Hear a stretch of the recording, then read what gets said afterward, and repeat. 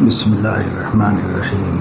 فرمایا اس طریق باطن میں سب سے اہم چیز نفس کی اصلاح ہے۔ اس طریق باطن میں یعنی تصوف، سلوک، احسان، تربیت، جو بھی نام رکھیں اس کو طریق باطن۔ طریق ظاہر یہ ہے کہ احکام شریعت کے مطابق ہمارے اعمال و افعال ہوں، یہ طریق ظاہر ہے، اور ایک طریق باطن ہے یعنی قلب بھی ہر قسم کے رذائل و مکارہ سے محفوظ ہو اور ہر قسم کی حمایت اور فضائل سے معمور ہو۔ اس طریق باطن میں سب سے اہم چیز نفس کی اصلاح ہے۔ خواہ کوئی مرید ہو یا شیخ، کسی شخص کو اپنے نفس کی طرف سے غافل نہ ہونا چاہیے، بلکہ جیسے ایک مرید پر ضروری ہے کہ وہ اپنے نفس کی اصلاح کرے، اسی طرح شیوخ کو بھی چاہیے کہ وہ اپنے نفس کی دیکھ بھال کرتے۔ اس طریق میں یہ اصلاح نفس کا ایک ایسا کام ہے کہ جو ساری عمر کا دھندا ہے، یعنی عمر بھر آدمی کرتا رہے گا، کبھی ختم نہیں ہو۔ اس لیے کہ زندگی ہے تو نفس بھی ہے، نفس کے تقاضے بھی۔ جب تک زندگی ہے تب تک نفس کے تقاضے آدمی کے ساتھ لگے ہوئے ہیں۔ آخری سانس بھی کبھی وہ کسی نقصان میں مبتلا کر دے سکتے۔ اس وجہ سے یہ سب مشائخ فرماتے ہیں، حضرت بھی یہ فرما رہے ہیں، اور گزشتہ سنایا تھا کہ حضرت تو خود اپنے بارے میں یہ فرماتے ہیں، میں تو ہر وقت اسی ادھیڑ بن میں رہتا ہوں کہ اپنی فلاں کیفیت کو کیسے درست کروں اور فلاں کیفیت کو کیسے درست کروں، ہمیشہ اسے فکر کے اندر رہتا ہوں۔ تو یہ ہونا چاہیے۔ ادھر ہٹو تم تھوڑا سا، ایک بالش چھوڑ کے بیٹھو، اب سیدھے ہوئے، سامنے والے ایک سائیڈ میں ہیں، پیچھے والے ایک دوسری سائیڈ میں ہٹے۔ اس طریق باطن میں سب سے اہم چیز نفس کی اصلاح ہے، یعنی خواہ کوئی مرید ہو یا شیخ، کسی شخص کو اپنے نفس کی طرف سے غافل نہ ہونا چاہیے، بلکہ جیسے ایک مرید پر ضروری ہے کہ وہ اپنے نفس کی اصلاح کرے، اسی طرح شیوخ، مشائخ پر بھی جو دوسروں کی تربیت کر رہے ہیں، ان پر بھی ضروری ہے کہ وہ اپنے نفس کی دیکھ بھال کرتے رہیں۔ اس طریق میں یہ اصلاح نفس ایک ایسا کام ہے کہ جو ساری عمر کا دھندا ہے، مگر افسوس ہے کہ اول تو آج کل شیوخ اپنے آپ کو اصلاح سے مستغنی سمجھتے ہیں، الا ماشاء اللہ، اور جن شیوخ کو اپنے نفس کی نگرانی کی طرف کچھ توجہ بھی ہوتی ہے تو ان کے اندر ایک دوسری کمی ہے، وہ یہ کہ وہ اپنے نفس کے متعلق ہر موقع پر اپنی رائے کو کافی سمجھتے ہیں، اور خواہ ان کو اپنی باطنی حالت کے متعلق کتنا ہی بڑے سے بڑا اشکال پیش آئے، اور خواہ وہ اشکال ان سے پورے طور پر حل بھی نہ ہو سکے، مگر پھر بھی خود ہی اپنی اس حالت کے متعلق کچھ تجویز کر کے اسی کو کافی سمجھ لیتے ہیں۔ اس دور میں حضرت تو اپنے دور کی بات کر رہے ہیں، اس دور میں تو یہ سمجھو کہ عام بیماری ہے، بس یہ سمجھتے ہیں کہ میں خود ہی اس کو نمٹ لوں گا، میں خود ہی اس کو درست کر لوں گا، اس کے لیے کسی کو اطلاع کرنے کی کیا ضرورت ہے، اور کیوں کسی سے تربیت و اصلاح لینے کی کیا ضرورت ہے، بالکل ضرورت ہی نہیں سمجھ میں آتی اس کی کچھ بھی، اور میں خود سمجھ سکتا ہوں، میں خود ہی یہاں یہ واقعی بری بات ہے، اس کو ختم کر دینا چاہیے، وہ خود ہی اپنی ہی رائے پر ہے۔ اعجاب کل ذی رأی برأیہ، قیامت کی نشانیوں میں سے ہے ہر صاحب رائے کا اپنی رائے پر عجب کرنا، یعنی پندار میں مبتلا رہنا کہ میں خود اچھا فیصلہ کر سکتا ہوں، میں خود ہی صحیح اپنے بارے میں تدبیر کر سکتا ہوں۔ یہ بہت بڑی کمی ہے۔ حضرت فرما رہے خواہ ان کو اپنی باطنی حالت کے متعلق کتنا ہی بڑے سے بڑا اشکال پیش آئے، اور خواہ وہ اشکال ان سے پورے طور پر حل بھی نہ ہو سکے، مگر پھر بھی خود ہی اپنی اس حالت کے متعلق کچھ تجویز کر کے اسی کو کافی سمجھ لیتے ہیں، اور اس پر قناعت کیے بیٹھتے ہیں، اور کسی دوسرے پر اس اشکال کو ظاہر نہیں کرتے، اور اس سے اشکال کو حل نہیں کراتے۔ حالانکہ طب ظاہری میں یعنی جسمانی علاج کے جو اصول ہیں، طب ظاہری میں ہر شخص جانتا ہے کہ ایک طبیب خواہ وہ کتنا ہی بڑا طبیب ہو، مگر اپنا علاج خود نہیں کر سکتا، بلکہ وہ خود بیمار پڑے گا تو اپنے علاج کے لیے اس کو کسی دوسرے ہی طبیب کی طرف رجوع کرنا ہوگا۔ بس یہی حال طب باطنی یعنی طریق باطنی کا ہے کہ اس کے اندر بھی کوئی شیخ اگرچہ وہ خود کامل ہو مگر اپنی اصلاح وہ خود نہیں کر سکتا، بلکہ اپنی اصلاح کے لیے اس کو کسی دوسری طرف رجوع کرنا ہی ہوگا۔ لہذا شیوخ کو چاہیے کہ جب ان کو کوئی ضرورت پیش آئے تو وہ اس کو اپنے سے بڑے شخص سے دریافت کیا کریں، اگرچہ کہ وہ شخص جس کے سامنے اس اشکال کو پیش کیا جاوے چاہے اپنے سلسلے کا نہ ہو بلکہ کسی دوسرے سلسلے کا ہی ہو، مگر یہ ضروری ہے کہ وہ شخص جس سے یہ استفادہ کیا جاوے اہل حق میں سے ہو، اہل باطل میں سے نہ ہو۔ اور اگر کوئی بڑا خدا تعالیٰ نہ خواستہ نہ ہو، اگر کوئی بڑا نہ ہو، نہ ملے نہ ہو، تو پھر یہ کرے کہ اپنے چھوٹوں میں سے متعدد اشخاص کے سامنے اس کو ظاہر کر کے اس امر کے متعلق ان سے مشورہ کر لے، اور مشورے کے بعد غور کرے کہ ان میں سے کس کا مشورہ علم ضروری کے طور پر دل کو لگا ہے۔ اور حق تعالیٰ کی عادت یہی ہے کہ کسی نہ کسی کا مشورہ دل کو علم ضروری کے طور پر ضرور لگ جاتا ہے، اور اس کے صواب ہونے پر قلب کو پورا اطمینان ہو ہی جاتا ہے۔ بس ان چھوٹوں سے جس کا مشورہ علم ضروری کے طور پر دل کو لگے اس پر عمل کرے، یعنی اگر بڑے نہیں ہیں تو بھی استغنا نہیں ہوگا۔ بعض جگہ ایسا ہوتا ہے کہ کوئی بڑا ہوتا ہے وہی بڑا ہوتا ہے سب کا، ہر کوئی آ کے اسی سے مشورہ کر لیتا ہے، ہر کوئی اسی کے سامنے رجوع ہو جاتا ہے۔ اب اس علاقے میں اس زمانے میں کوئی بڑا ہے نہیں اس سے، تو بھی وہ اب اس کو ضرورت ختم ہو گئی، ایسی بات نہیں، بھائی ضرورت تو فطری تو اس کو بھی پیش آئے گی۔ تو متعدد چھوٹوں کو جمع کر کے 1 2 3 4 سے مشورہ کرے کہ ایسی صورتحال پیش آئی ہے، اس سے کس طرح نکلا جا سکتا ہے اور کیسے یہ ہوگا۔ پھر ان کے مشوروں میں سے جس کا مشورہ دل کو علم ضروری سے مراد یہ ہے کہ جو دین کی بنیادی معلومات ہیں اس کی روشنی میں کبھی انسان کو 1 سے 4 باتوں میں سے کسی بات پر شرح صدر ہو جاتا ہے، کسی پر بھی عمل کرے گا تب بھی وہ اپنی رائے پہ تو نہیں کرے گا، یہ ہے تمانیت اس کی۔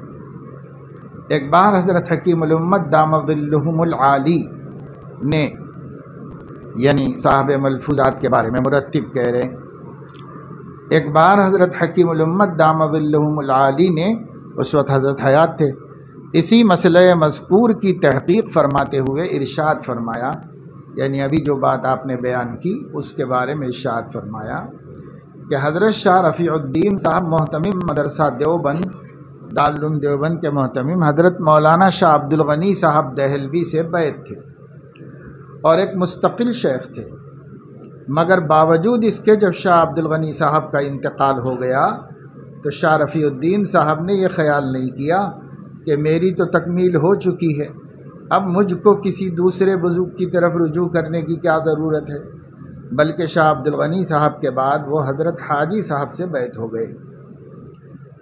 بعض لوگوں نے جب عرض کیا کہ حضرت آپ تو خود مستقل شیخ ہیں، آپ کو اب کیا ضرورت تھی، تو شاہ رفیع الدین صاحب رحمہ اللہ نے اس کی وجہ بیان فرمائی کہ بھائی آدمی جب تک زندہ رہے اس کو چاہیے کہ سر پر کسی نہ کسی بڑے کو موجود رکھے۔ پہلے میرے شیخ موجود تھے اس لیے ضرورت نہ تھی، اب جب ان کا انتقال ہو گیا تو میں نے حضرت حاجی صاحب کی طرف رجوع کر لیا۔ یہ واقعہ سنا کر حضرت حکیم الامت رحمہ اللہ نے ارشاد فرمایا کہ اگر کوئی بڑا نہ میسر ہو تو کسی چھوٹے ہی کو مشورے میں شریک کر لینا چاہیے، خواہ بعد مشورہ لینے کے ترجیح اپنی ہی رائے کو دے اور عمل اپنی ہی رائے پر کرے، مگر مشورہ تو کر لے۔ مقصود یہ ہے کہ اپنے کو آزاد نہ رکھے، یہ ہے سب سے بڑا مسئلہ کہ آدمی کبھی آزاد نہ رہے۔ آزادی ہی بس بڑی ہلاکتوں میں آدمی کو ڈال دیتی ہے، اس لیے آزاد نہ رہے۔ اور آزاد نہ رہنے کا یہ مطلب نہیں ہے جیسا ہمارے اس زمانے میں ہے کہ کسی سے بیعت کر لی وہ نہ رہے تو پھر کسی اور سے بیعت کر لی، کیونکہ ہم لوگ بیعت کو مقصود کے لیے کافی سمجھتے ہیں، اسی لیے اسی پر اکتفا کر کے رہ جاتے ہیں۔ حالانکہ یہ بڑا بنانا ایسا ہی ہے جیسے کوئی آدمی کسی مدرسے میں داخلہ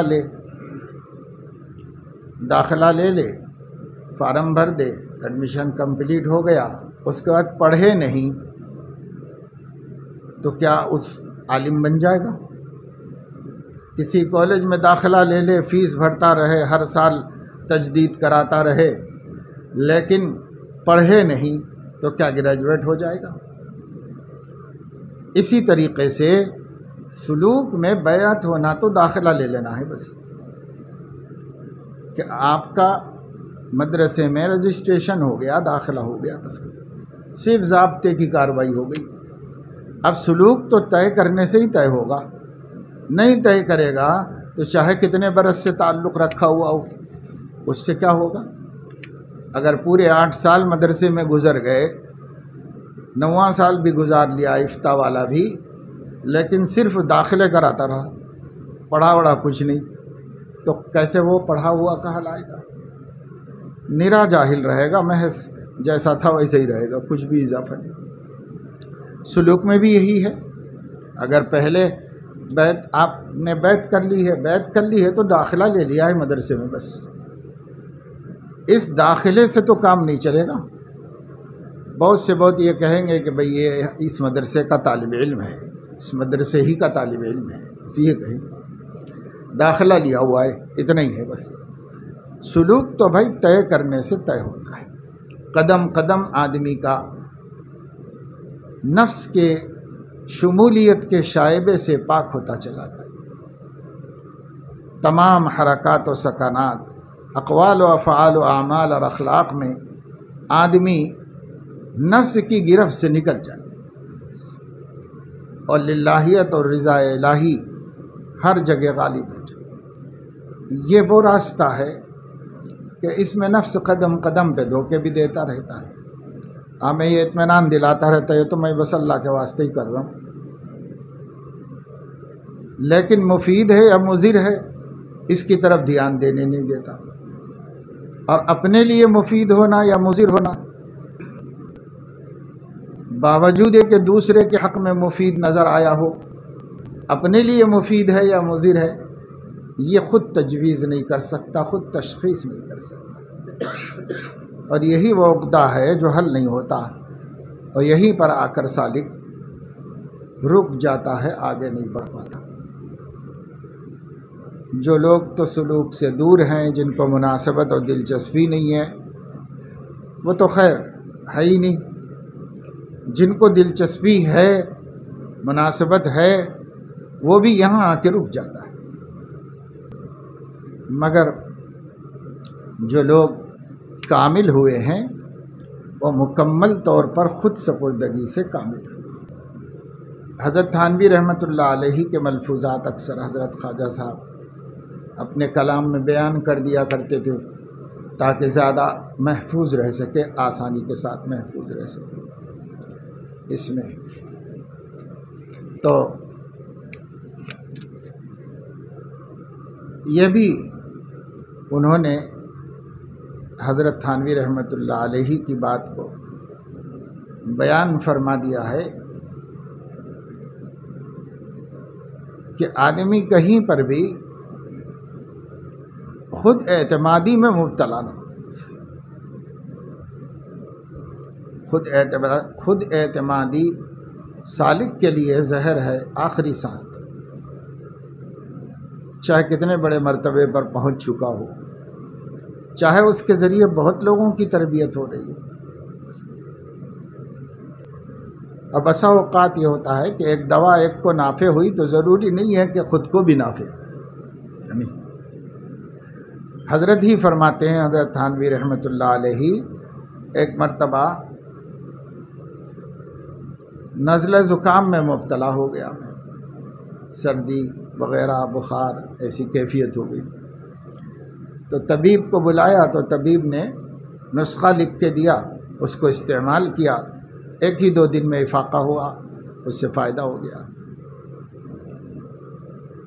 تو سمجھ میں آیا کہ بہت اچھا نسخہ ہے، مفید محسوس ہوتا ہے مجھے، تو حضرت نے اسے محفوظ رکھ لیا قلم دان میں کہ جب تب مجھے ایسی کیفیت ہوتی رہتی ہے تب بار بار کیا طبیب کو زحمت دیں، اس کو محفوظ رکھ لیا۔ اس کے اوپر دوبارہ جب یہی کیفیت ہوئی تو وہ دوائی منگا لی اور کھانا شروع کر دیا، لیکن کئی دن میں بھی افاقہ نہیں ہوا، تو پھر طبیب کو بلانا پڑا۔ طبیب نے اب کی دفعہ دوسرا نسخہ لکھا، اس سے 1-2 دن ہی میں شفا ہو گئی، صحت ہو گئی، تو سوچا یہ زیادہ میرے مزاج کے موافق ہے، اس کو رکھ لیا۔ تیسری دفعہ مبتلا ہوئے تو وہ دوسرے والا نسخہ منگا کے کھایا، اب کہ اس سے بھی فائدہ نہیں ہوا، تو پھر طبیب بلائے گئے، تب حضرت نے طبیب کے سامنے بتایا کہ ایسا کیا تھا، تب ہوا تھا فائدہ، پھر نہیں ہوا، پھر آپ نے دوا لکھی تھی اس سے فائدہ ہو گیا تھا، اب نہیں ہو رہا ہے۔ تو وہ حکیم صاحب نے حضرت سے کہا کہ حضرت میں بات یہ ہے کہ نسخہ تو ہمیشہ آپ کو راس نہیں آتا، اس واسطے کہ کیفیت الگ الگ رہتی۔ پھر انہوں نے بتایا کہ جو پہلا والا نسخہ ہے اس کے لکھنے کے وقت آپ میں سفرے کا غلبہ تھا طبیعت میں، تو میں نے یہ دوائیں تجویز کی تھی۔ دوسرا نسخہ جب لکھ رہا تھا تو آپ کے اندر جو ہے بلغم کا غلبہ تھا، تو میں نے یہ بدل دی، یہ دوائیں لکھی۔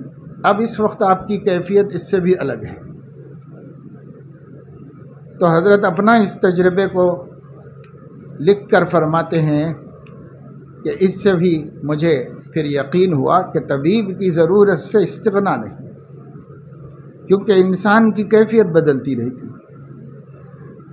تو ہو سکتا ہے کہ ایک چیز سے ہم کو نفع ہوا تھا ہو، اور پھر یہی چیز سے ہم نے دوسروں کو بتائیں، ان کو نفع ہوا ہو، بس ضروری نہیں ہے کہ مجھے بھی ہو جائے نفع، اس لیے پھر طبیب سے رجوع کرنا ہے، پھر طبیب سے رجوع کرنا ہے، یہ رجوع کرتا رہے، اندرین رہ می تراش و می خراش آخر تک۔ جیسے بھی حضرت نے فرمایا یہ عمر بھر کا دھندا ہے، ساری عمر کا دھندا ہے، یعنی عمر بھر کرنے کا کام ہے کہ مسلسل آدمی کو ضرورت ہے اپنے تدین و اپنے تقوی پر بھی اعتماد نہ کرے، اس کی بھی خبر دیتا رہے اور اس پر بھی ایک مطلع رکھے اپنے شیخ کو، تاکہ اگر کہیں گڑبڑ ہو رہی ہے تو وہ اس کو راہ دکھا سکے اور رستہ بتا سکے۔ فرمایا اس کا تو مشاہدہ ہے، یعنی تجربہ ہے کہ جو شخص متکبر ہوتا ہے اس کے دماغ میں خلل ضرور ہوتا ہے۔ جو آدمی بھی تکبر کرتا ہے نا تو دماغ میں خلل ضرور ہوتا ہے، یہ تجربہ اور مشاہدے کی بات ہے کہ دماغ اس کا فٹ نہیں ہوتا، انفٹ ہوتا ہے، تو اس وجہ سے جو ہے تکبر میں مبتلا رہتا ہے۔ ایک بار حضرت والا مجلس کے اندر مختلف حقائق و معارف بیان فرما رہے تھے، اسی کے ضمن میں ارشاد فرمایا کہ یہ جو بعض علوم مجھ کو عطا ہوئے ہیں یہ سب حضرت حاجی صاحب رحمہ اللہ کی صحبت کی برکت ہے۔ اس وقت مجلس شریف میں ایک بزرگ اہل علم بھی جو حضرت والا سے بے تکلف ہیں تشریف رکھتے تھے، انہوں نے عرض کیا کہ حضرت اس کی کیا وجہ ہے کہ حضرت حاجی صاحب کی صحبت تو اور حضرات کو بھی نصیب ہوئی مگر بعض کو یہ علوم حاصل نہیں ہوئے، جناب کو حاصل ہوئے۔ جواباً ارشاد فرمایا کہ اس کی وجہ وہ عقیدت ہے جو مجھ کو حضرت حاجی صاحب سے تھی۔ پھر حضرت والا نے ارشاد فرمایا کہ آج کل لوگ بزرگوں کی صحبت میں تو رہتے ہیں مگر جیسی عقیدت ان سے ہونی چاہیے وہ نہیں ہوتی۔ عقیدت تو یہ ہے کہ بزرگوں کی رائے کے مقابلے میں اپنی رائے کو فنا کر دے۔ اس پر ایک دوسرے اہل علم نے دریافت کیا کہ حضرت ایسی عقیدت کہ جس سے اپنی رائے شیخ کی رائے کے مقابلے میں بالکل فنا ہو جائے، اس کے حاصل ہونے کا کیا طریقہ ہے؟ فرمایا کہ بس طریقہ یہی ہے کہ اول بتکلف اپنی رائے کو شیخ کی رائے کے مقابلے میں فنا کر دے، یعنی ہیج سمجھے، پھر چند روز بعد یہ تکلف حال بن جائے گا۔ ایک بزرگ نے جو حضرت والا کے مجاز طریقت ہیں عرض کیا کہ تجربے سے یہ معلوم ہوا کہ شیخ کی محض تدبیر اور تعلیم سے طالبین کی اصلاح نہیں ہوتی، بلکہ اس کے لیے شیخ میں برکت کی ضرورت ہے۔ فرمایا کہ بے شک یہی بات ہے۔ پھر انہی بزرگ نے دریافت کیا کہ اس برکت کے حاصل کرنے کی کیا تدبیر ہے؟ ارشاد فرمایا کہ اس کا حصول تو محض من جانب اللہ تعالی ہے، بندے کے اختیار میں نہیں۔ جب حق تعالی کسی سے کام لینا چاہتے ہیں اس میں برکت بھی عطا فرما دیتے ہیں، مگر تاہم اس میں خلوص اور صدق کو خاص دخل ہے، بالخصوص اس میں فنا کو زیادہ دخل ہے۔ ایک بڑے بزرگ کا انتقال ہوا تو ان کے انتقال کے بعد کسی بات پر ان کے پوترے کے ساتھ لوگوں نے اہانت کا معاملہ کیا۔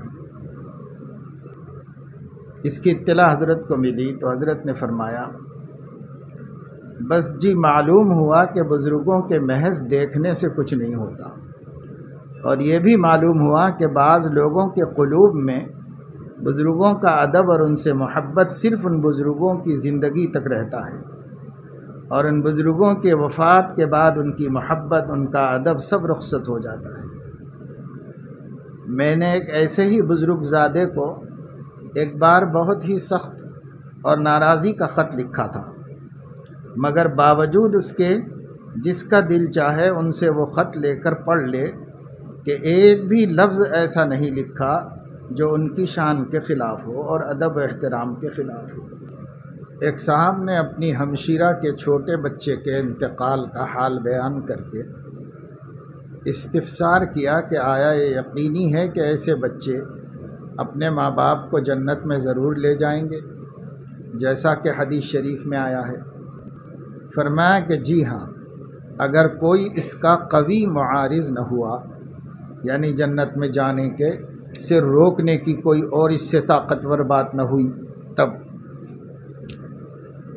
جیسے گل بنفشہ ایک دوا ہے مفید، گل بنفشہ کا پینا بھی جبھی مفید ہے کہ اس کے معارض کوئی چیز نہ کھائی جاوے۔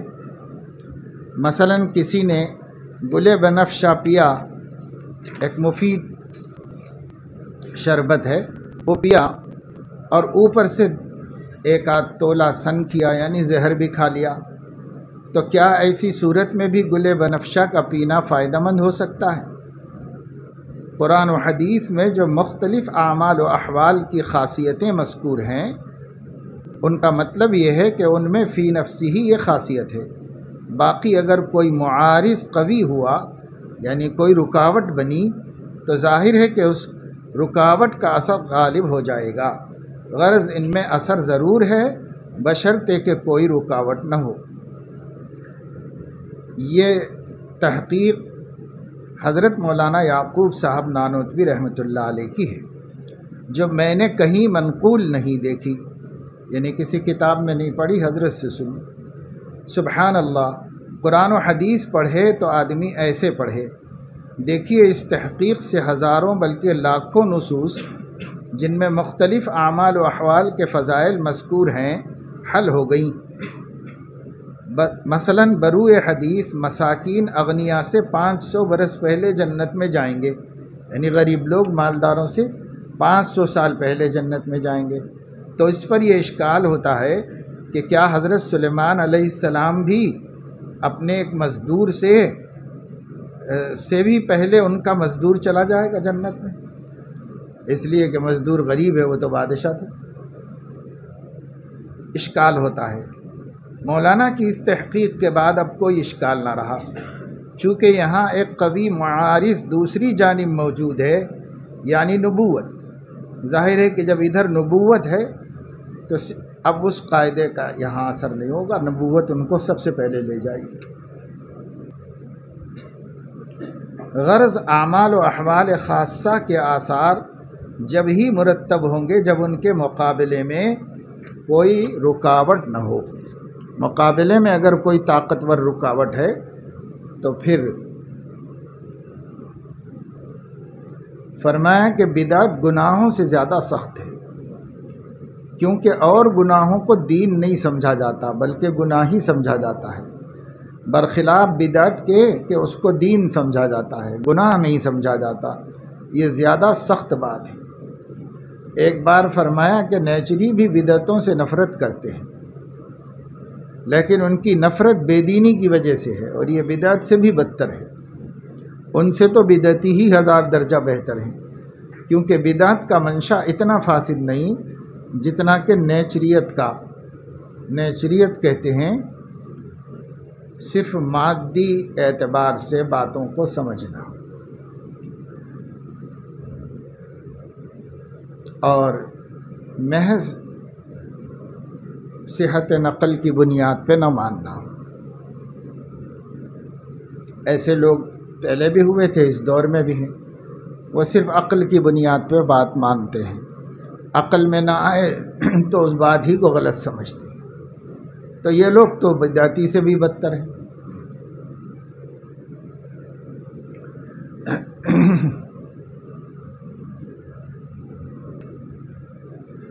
اس کا تذکرہ چل رہا تھا کہ حضور صلی اللہ علیہ وسلم نے ایک بدوی کو اس کے سوال پر اپنی کل بکریاں جو کہ شمار میں 100 تھیں مرحمت فرما دی۔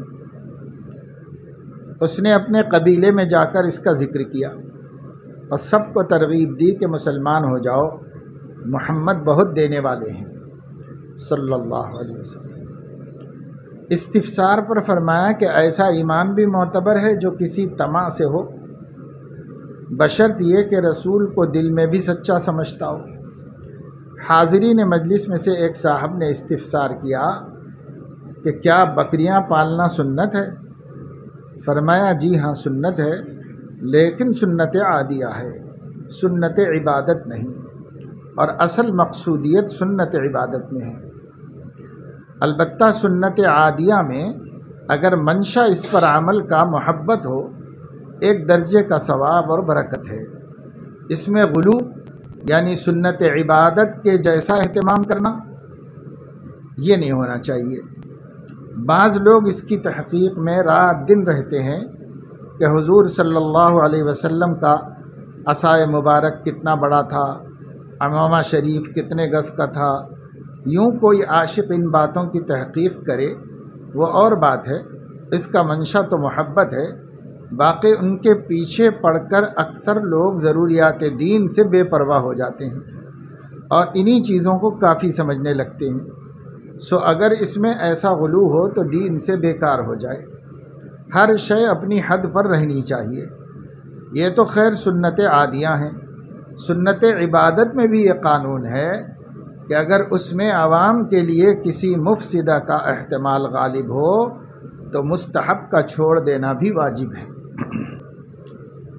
کسی خاص کارآمد چیز کے متعلق، کوئی کام کی چیز تھی، حضرت کو ضرورت پڑ سکتی تھی، کام آنے والی چیز تھی، اس کے متعلق بات آئی کہ اگر منگا لی جائے تو سہولت کا سبب ہوگا۔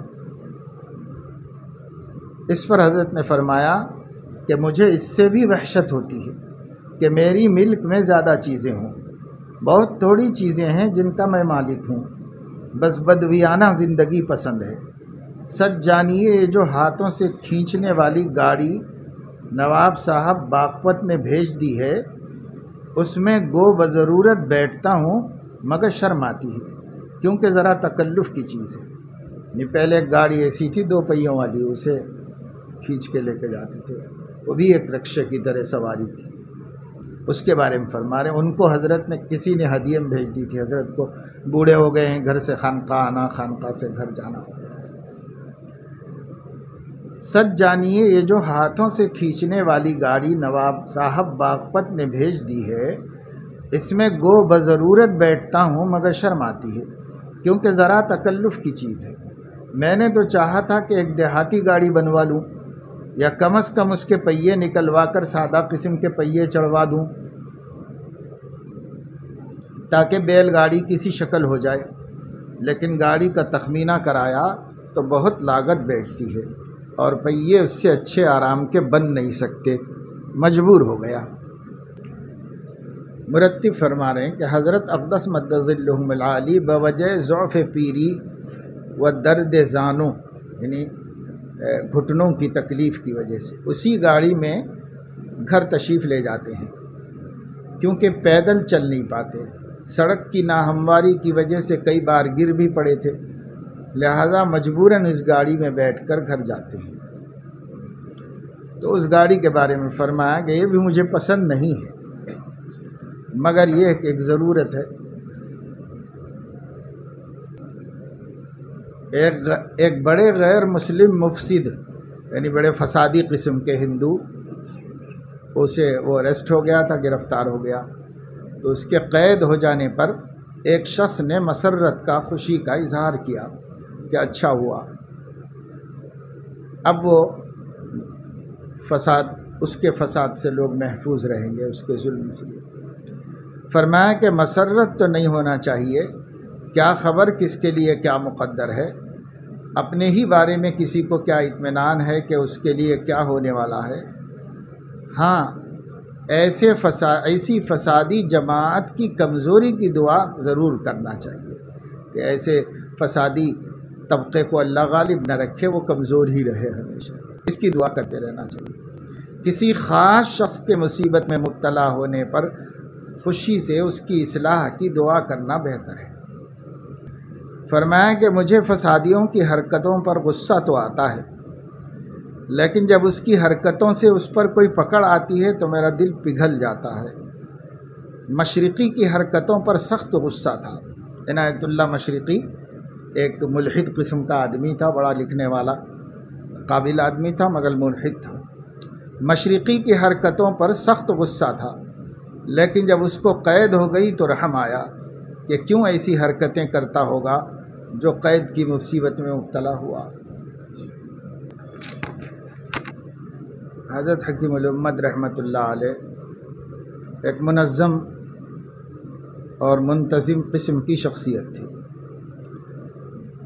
ہدایہ وغیرہ میں بھی ان کا اپنے ضابطے تھے، قاعدے تھے، اسی کے مطابق ہوتا تو قبول کرتے تھے، نہیں تو احتیاط برتتے تھے۔ اس کا ذکر آیا تو فرمایا کہ میں جب کسی کا ہدیہ کسی ضرورت سے واپس کرتا ہوں تو مارے ڈر کے کانپتا ہوں کہ کہیں نعمت کے اعراض میں شمار نہ کر لیا جائے اور اللہ تعالیٰ کی طرف سے عطایا بالکل ہی بند نہ ہو جائیں، اس سے ڈرتا بھی بہت ہوں۔ بہت چاہتا ہوں کہ کسی کی دل شکنی نہ کروں، لیکن کیا کروں، لوگوں میں غلو بہت ہو گیا ہے، ذرا ڈھیلا پن کیا جائے تو جہل پہ اتر آتے ہیں، اگر جہل ہوگا تو خود ذمہ دار ہوں گے، میں تو سبب نہ بنوں گا۔ ایک صاحب نے میرا مطبوعہ اعلان دیکھ کر، جس میں یہ لکھا ہے کہ بوجہ ضعف میں خدمت تربیت و افتاء وغیرہ سے معذور ہوں، حضرت نے ایک اعلان کروا دیا تھا کہ میں اب مریدین کی تربیت بھی کرنے کے قابل نہیں ہوں اور فتویٰ لکھنے کے بھی نہیں، بہت ضعیف ہو گئے تھے، بہت آخر میں کمزوری بہت ہو گئی تھی، تو اعلان کر دیا تھا حضرت۔ تو وہ اعلان خانقاہ سے ماہنامہ نکلتا تھا، اس میں بھی چھپ گیا تاکہ لوگ رجوع نہ کریں، مریدین وغیرہ آ کر کے رجوع نہ کریں، کسی اور سے کر لیں، یہ حضرت کا منشا تھا۔ تو ایک صاحب نے 10 روپے بھیجے کہ ذوق بہت ہو گیا ہے، یہ روپے غذا و دوا میں صرف کیے جاویں تاکہ ضعف رفع ہو۔ 10 روپے بہت تھے اس دور میں۔ انہوں نے جب ان کو پتہ چلا کہ کمزوری کی وجہ سے حضرت نے اپنے بہت سے کام چھوڑ دیے ہیں تو انہوں نے خلوص سے ہی بھیجا ہوگا بیچارہ اسے۔ مجھے غیرت آئی، گویا میں نے معذوری اس لیے ظاہر کی کہ لوگ پیسہ دیں، اس لیے میں نے منی آرڈر واپس کر دیا۔ علاوہ غیرت کے یہ بھی خیال ہوا کہ وہ سمجھ رہے ہوں گے کہ نہ جانے کتنا ذوف ہو گیا اور دراصل اتنا نہ ہوا ہو، تو اس مصرف میں جو بنا ہدیہ کے خلاف ہو صرف کرنا جائز کہاں تھا؟ اور کیا میں ان کے 10 روپے میں بالکل اچھا ہو جاتا؟ میں نے اللہ پر توکل کر کے واپس کر دیا، اور اس استغنا کی یہ بھی وجہ ہے کہ اللہ تعالیٰ نے اپنے کرم سے دے رکھا ہے، اس لیے اینٹ مڑوڑ نبھ رہی ہے، یعنی کم زیادہ بہرحال نبھ جا رہی ہے زندگی، محتاجی کسی کی نہیں۔ ورنہ اگر احتیاج ہوتی تو کیا عجب ہے کہ نفس تعویلیں کر لیتا۔ اس کا سبب تقوی نہیں ہے، کیونکہ میں جائز ناجائز کی تحقیق میں زیادہ کاوش نہیں کرتا۔ ہاں غیرت ہے جو اللہ تعالیٰ کے دین ہے، اللہ تعالیٰ کی دین ہے، میں اس کا کیوں انکار کروں؟ لوگ سمجھتے ہیں کہ ہدیہ میں شرائط کیسی، نفع ہو رہا ہے، مال مل رہا ہے، لوٹانا کیسا؟ بس یہ سمجھتے ہیں کہ پیسہ دیکھ کر سب قواعد ختم ہو جائیں گے۔ ملانوں کو سمجھتے ہیں کہ کوئی حق ہی نہیں قواعد مقرر کرنے کا۔ بعض تواضع بھی تکبر ہے، بعض اوقات تواضع اس لیے اختیار کی جاتی ہے کہ ہمیں لوگ متواضع سمجھیں، یہ تکبر ہے۔ اسی طرح اپنے آپ کو متواضع سمجھنا بھی تکبر ہے۔ گزشتہ بھی بتایا گیا تھا، پھر یاد دہانی کے یہ وقت قیمتی ہے، اس وقت کو ضائع نہ کریں، ضروریات سے فارغ ہو کر مسجد جا کر قبیل الغروب دعا کا خاص اہتمام کریں، بالکل متصل مغرب سے پہلے کے اوقات میں اللہ تعالیٰ سے خاص دعاؤں کا اہتمام کرنا پڑے۔ اللہ تعالیٰ توفیق عمل نصیب فرمائے۔ سبحانک اللہم و بحمدک اشہد ان لا الہ الا انت استغفرک و اتوب الیک۔